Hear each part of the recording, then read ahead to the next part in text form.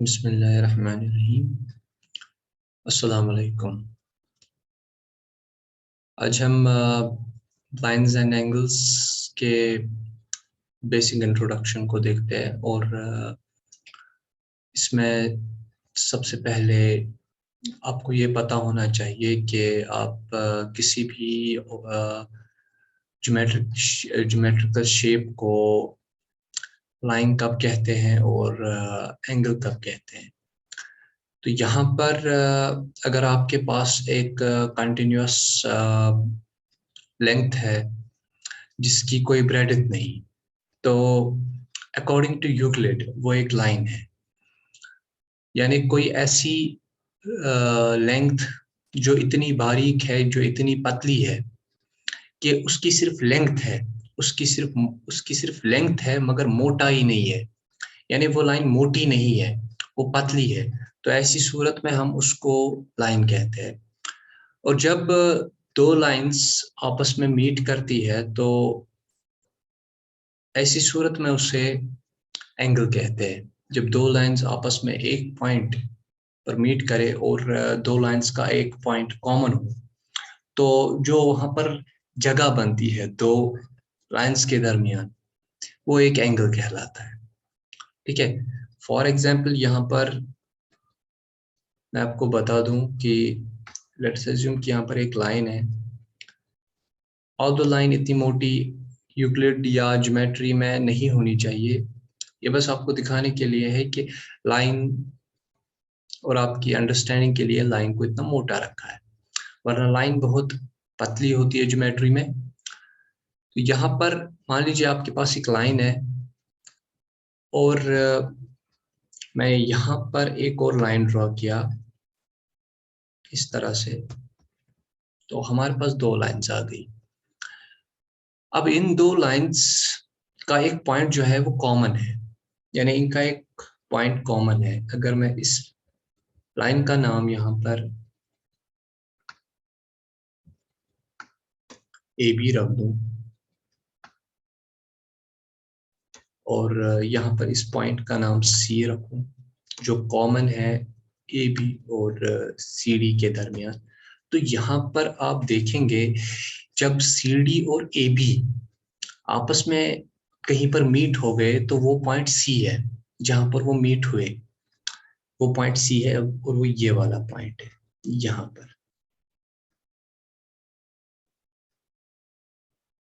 वो ये वाला पॉइंट है। ठीक है। तो इस पॉइंट को मीट किया, यहाँ पर पॉइंट, इस पॉइंट पे मीट किया है सी डी और ए बी ने आपस में। यानी पॉइंट सी जो है वो कॉमन है। अब जो जगह इन दो लाइंस की वजह से बन गई, वो एक तो यहां से बन गई सी डी बी, यानी सी डी से लेकर सी बी तक एक जगह बन गई कॉमन पॉइंट सी होने की वजह से। उसी तरह से यहाँ से भी हमारे पास एक जगह बन गई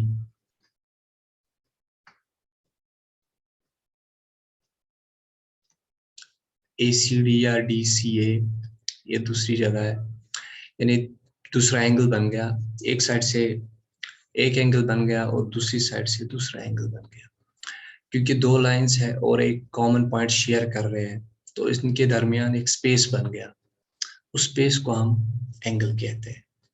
ठीक है। तो ये एंगल जो है अगर एक लाइन पे बनता है तो ये सप्लीमेंट्री बनते हैं।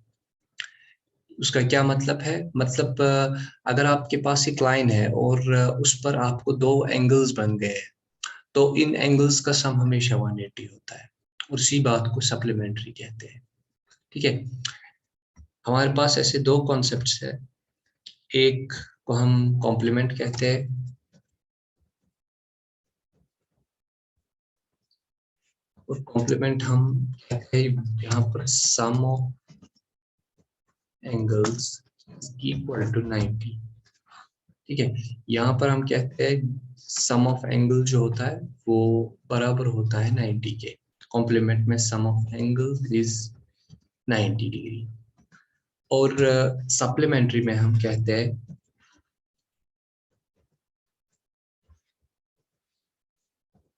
Sum of angles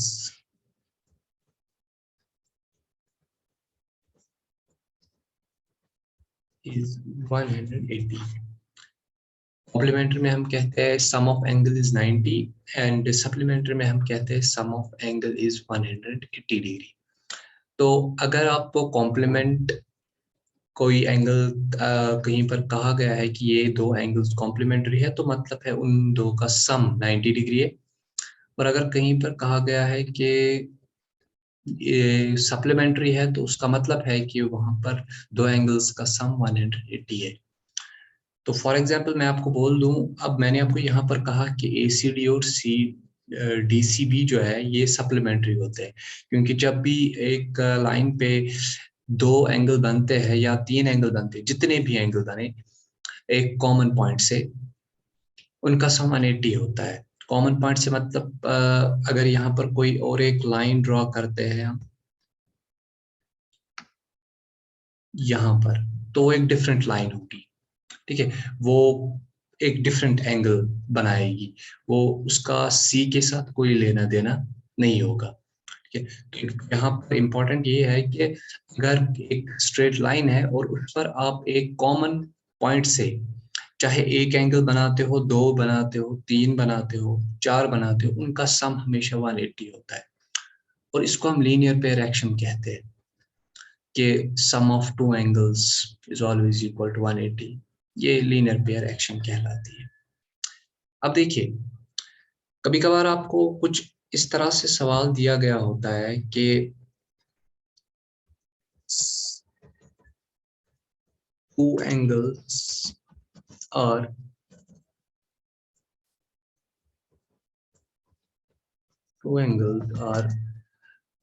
supplementary.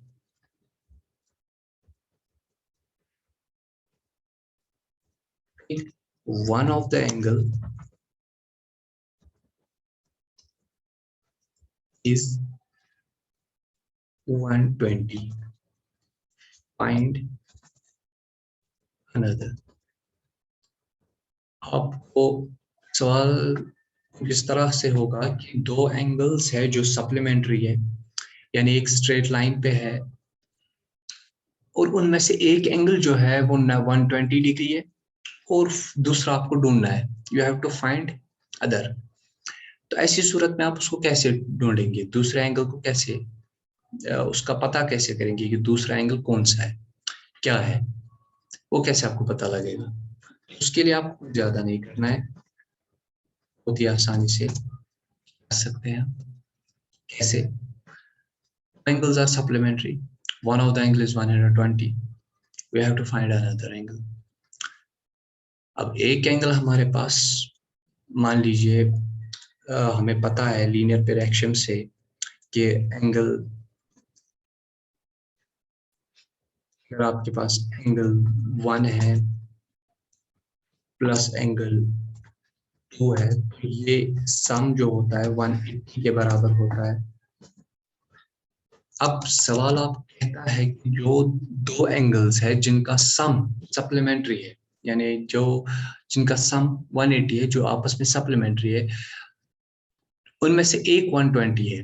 तो कॉमन सेंस है कि अगर आपके पास टोटल क्वांटिटी 180 की है और उसमें से एक 120 है, तो दूसरा मजबूरन 60 ही होना चाहिए, ठीक है। तो यहाँ पर एंगल 1 के बदले अगर मैं 120 लिख दूं और एंगल 2 के बदले मैं एंगल 2 ही लिखता हूँ, इक्वल टू 180 डिग्री, तो आपका जो एंगल 2 होगा वो निकलेगा कितना, 180 माइनस 120, और वो आपको आ जाएगा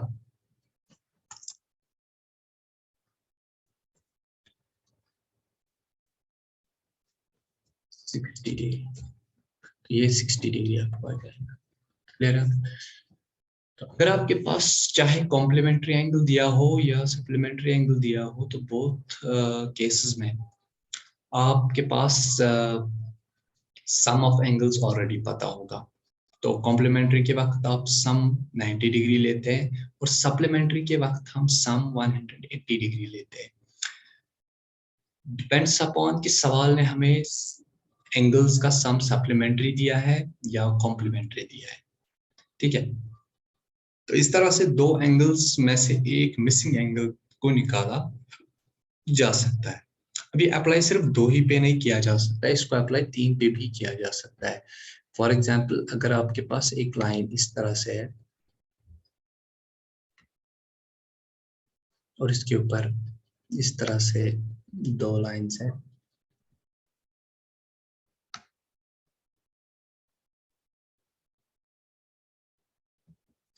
जिसकी वजह से यहाँ पर तीन एंगल बनते हैं। एक के बदले यहाँ पर तीन एंगल बनते हैं। एक यहाँ पर,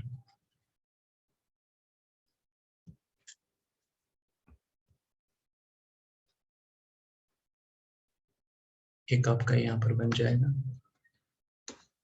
दूसरा आपका यहाँ पर बन जाएगा, तीसरा आपका यहाँ पर बन जाएगा। ठीक है, तो यहाँ पर एंगल 1, यहाँ पर एंगल 2, यहाँ पर एंगल 3। ठीक है, तो ये आपके पास तीन एंगल बन जाएंगे।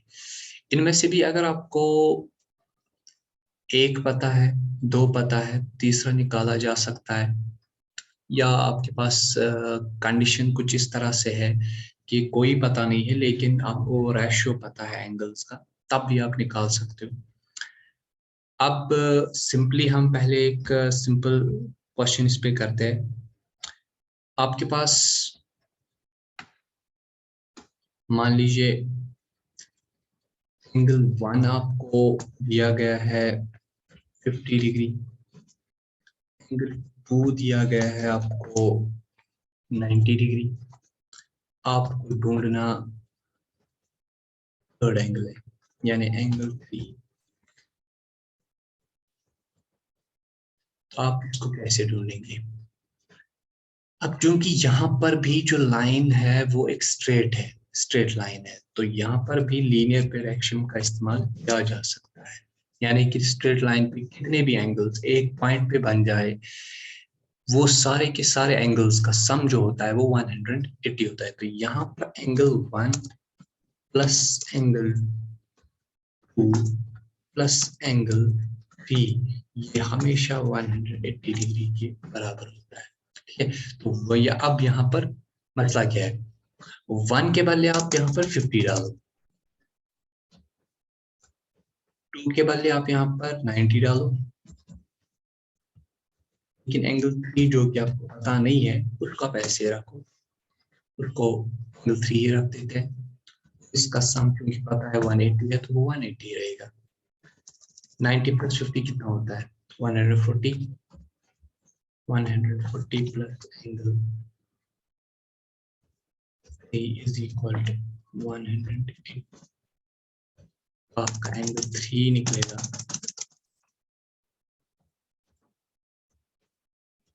180 माइनस 140,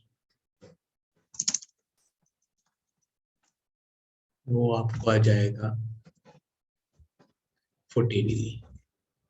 ठीक है, क्योंकि एंगल 1 और 2 का 90 और 50 का सम हो जाएगा, वो 140 होगा। एंगल 3 निकालने के लिए 140 को ट्रांसपोज करना पड़ेगा टुवर्ड्स राइट साइड, तो वहां से 180 माइनस 140 होगा, क्योंकि प्लस 140 जब ट्रांसपोज होता है तो माइनस 140 बनता है। तो यहाँ पर एंगल 3 आपका 40 डिग्री आ जाएगा। ये तो हो गया अगर आपको डायरेक्टली एंगल्स देके होते हैं तो इस तरह से आप कर लेंगे। लेकिन व्हाट अबाउट कि अगर आपके पास कुछ इस तरह की सिचुएशन हो, आपके पास एक लाइन है, उस पर एक लाइन है और आपको एक एंगल x दिया गया है, यानी ये भी आपको पता नहीं है, और दूसरा एंगल आपको